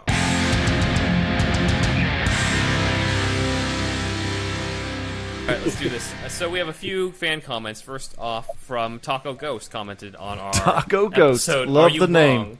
The episode was on Are You Wrong About Jared Leto's Joker? Taco Ghost said, quote, I actually think the grill is a neat idea, and I wouldn't have minded the tats if they were at least funny. Also, they should have been kind of shitty looking, like Ninja Fredai and Ward's tattoos. I don't know why he was shitty looking.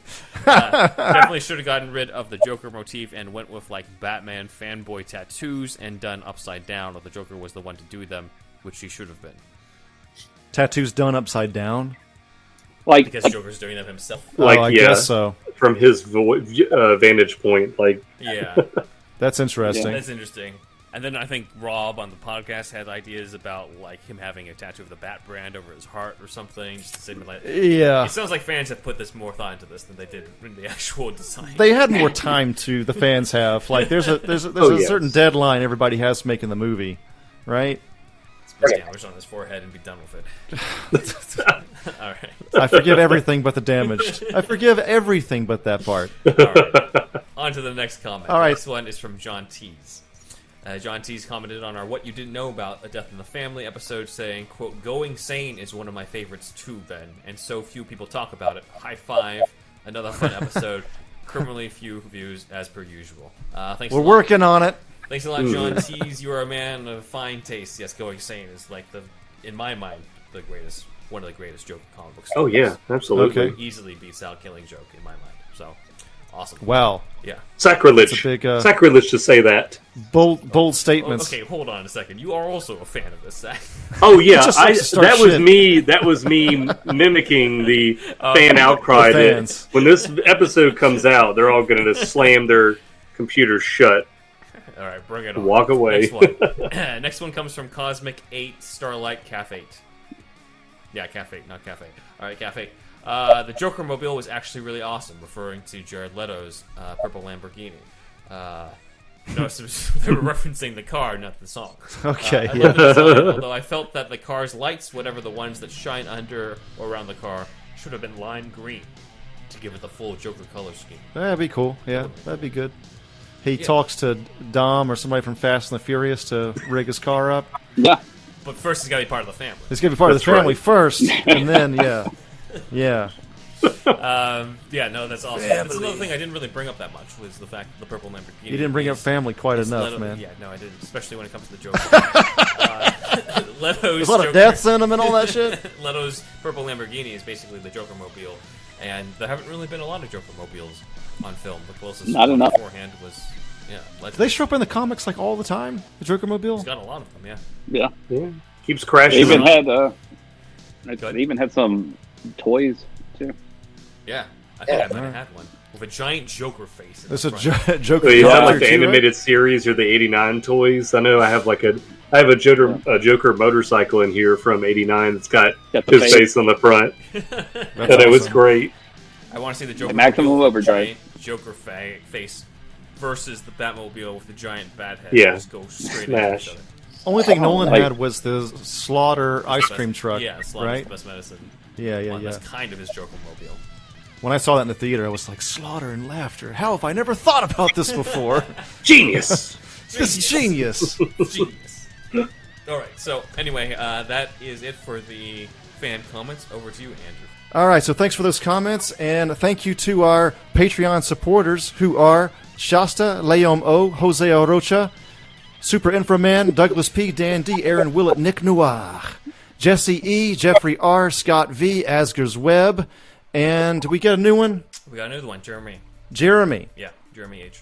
Jeremy H. Thank you, Jeremy H. And also thank you to our other supporters, Sparkageddon, STCT Productions, Robert Schumann, Kooky Noms, Matt Herring, Elijah B., Shamrock Balls, Ian H., Walter the Wobot, John Wells, and Rye Guy. Also, shout out to the Comic Capital on Instagram, as well as the Everything Entertainment Club on Clubhouse. All right. And please check out our Patreon. That's patreon.com/superherostuffpod. We have the $1 tier that gets you the shout-out, but also we have the $5 tier, which gets you a whole other show, a deeper dive. Cancel anytime, $5 a month, and that's on patreon.com/superherostuffpod. We have Superhouse merch. Just look for us on Redbubble, TeePublic, or Threadless. And you can get your Ben Men and Indeed Wizard mugs, and we're working on... we asked Wolfie to get the Zacula Joker version in his art, so we'll have that going on as well. Check that out on those sites, and please leave us a review on iTunes. Also, please record us some sort of audio thing and send that to superhousepodcast@gmail.com. We would appreciate that. Any kind of bumper or whatever, or something really weird. It doesn't matter. We're taking anything at this point. Please animate our sketches if you do listen to them, the three of you out there. Hashtag at the bottom. Put that for the duration of the video. I'm Thunderwolf Drew on Instagram and Twitter. I'm Thunderwolf Lives on YouTube. I'm Thunderwolf Lives. My website is thunderwolflives.com. You can see my portfolio there and all that kind of shit. My YouTube is full of all kinds of Japanese culture, language, gaming-centric content. And I'm also in pre-production for a film now that will be funded via Indiegogo, and we're going to do that campaign at some point in the future, probably early part next year, looking at this point. But it's called Amano Recon, and that's AMANORECON.com. You can go to that website and check out what we're trying to do. It is, think of basically an R-rated Power Rangers meets X-Files meets meets horror. It's a horror sci-fi show, and check that out. Fire in the Sky is a big influence on this. So yeah, we're working on that now, and please check out amanorecon.com for the time being. That's it for me, Ben. Sure, you can check us out on Twitter at SuperhousePod, which is how we met with Eric and Ian and found out about Batman Meets Godzilla and Batman Enigma. You can also help us out at Instagram and follow us there at Superhero Stuff Pod, which is how we met our co-host, Zack. You can follow us on TikTok at Superhero Stuff Pod, and we are on Vero now, where we'll eventually just flood Zack Snyder with a ton of questions. We haven't done that yet. Superhero Stuff Pod. I've been trying to find the right question. You gotta prepare for that moment. I have to prepare for this moment. Okay. When he's online, when he's posting. Can you tell when he's online? Probably not, but I can figure it out through deductive reasoning. Anyway, website is whenever you get. writer.com. The last 3 times he was online was. My YouTube channel is in the description below. You can also check out the website for my kids' comic, Earl E. Bird, at earl-e-bird.com. My personal Instagram is Ben1Writer. My son's Instagram is Alfie Pennyworth Cat for my furry cat Alfred. And if you also have a furry cat, whether his name is Alfred or her name is Alfreda or whatever, Alfreda, you can also check out Whiskerbox. Alfredo sauce. We are affiliates with Whiskerbox as well as BarkBox if you like dogs, as we say in the middle promo. Do you like dogs? We need to maybe redo that. Preferably if you have a dog, you should It's get good enough for now. It's our first ad that we did. And you can also check all that stuff out at superhousepod.com/shop, where you can find out all our other affiliates. We're affiliates with Amazon, we're affiliates with eBay, so check out all the stuff there at the links below. We're updating the website too. That's going to be incoming. Our current website, it's been all right, but it could be better. But yeah, the show notes too, man. Holy shit, you did a lot of work with that. I hope you guys are reading. There's like 3 people reading those. I had to like, rebuild that shit, and I was like, damn. I mean, I had looked at them before, but I'd never looked at them in detail. To be honest with you. Excuse me. It's good though. It's good. All right, over to Zach. Well, if you'd like to see more of my artwork, then you can follow me on Instagram, TikTok, and YouTube, Zachary Jackson Brown Art. And you can also go to ZacharyJacksonBrownArt.com, see more of my artwork, and to purchase prints and t-shirts. Awesome. And lastly, of course, our guests, in case anybody hasn't already clicked the links in the description, where can we find you guys on social media as well as read Batman Meets Godzilla and Batman Enigma? So you can find me at Elliot Comics on Twitter. You can read Batman Meets Godzilla on BatmanMeetsGodzilla.com. You can follow us on Twitter at Batman Meets God1. And Enigma. Meets who? Meets God.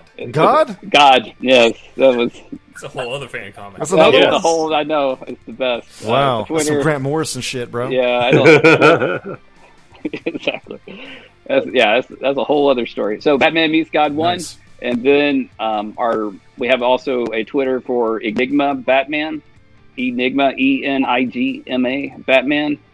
And then you can check out writer Paul Brian McCoy's website, the psychodrivein.com. And then Ian, I'll let you plug your stuff. You can find me at Twitter as well, Triple Threat Comics, all one word, all lowercase. Nice. Triple Threat Comics. Bro. Yeah. Awesome. Two Rock should go hunt Godzilla, bro. It could Tell happen. Simpson that. Hey, it's Valiant Comics.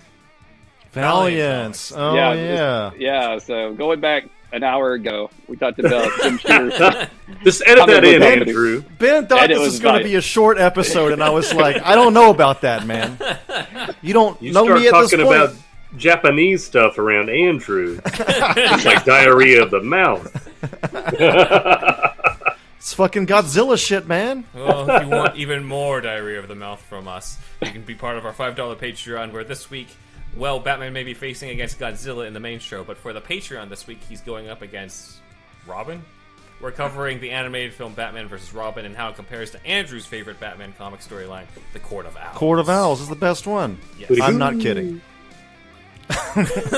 And Yes. how about you tell all your friends about us? Wait, I skipped want it. you to Do me a favor. We'll get it on the next one. Good night, guys. See you later. Indeed. Superhero Stuff You Should Know is part of the Greenlit Podcast Network.